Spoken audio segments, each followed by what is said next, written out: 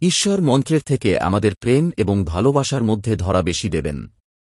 ঈশ্বরকে অনুভব করুন, দেখুন তিনি আপনার কাছেই আছে, আপনার অন্তর ব্রহ্মাণ্ড জুড়ে আছে। মাটিতে পড়ে থাকা প্রত্যেক কণার মধ্যে আছে, বাতাস, মাটি, আকাশ, গাছপালা সবকিছুর মধ্যে আছেন। ঈশ্বরকে প্রেমের ফুল নিবেদন করুন, ঈশ্বরকে সততা দিয়ে পুজো করুন। আপনার ভেতরে থাকা কলিকে তার চরণে বের করে দিয়ে দিন।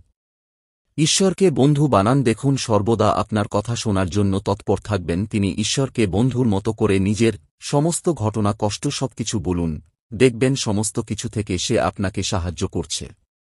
তন্ত্রক্রিয়া করলে মানুষ মারা যায়, তন্ত্রক্রিয়া করলে মানুষের ক্ষতি হয়, তাই না? হ্যাঁ, অবশ্যই হয়, তবে মৃত্যু এবং জন্ম সেটা তার হাতে এবং আপনার পূর্বজন্মের কর্মফলের হাতে। মৃত্যুকে ভয় পেয়ে কোন লাভ নেই, কারণ মৃত্যু আমাদের জীবনের এক অমূল্য সত্য।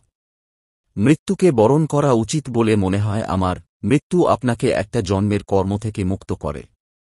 ঈশ্বর সব দেখছেন, সব বুঝছেন, তার আদালত থেকে কেউ কোনদিন শাস্তি ছাড়া বেঁচে যায়নি।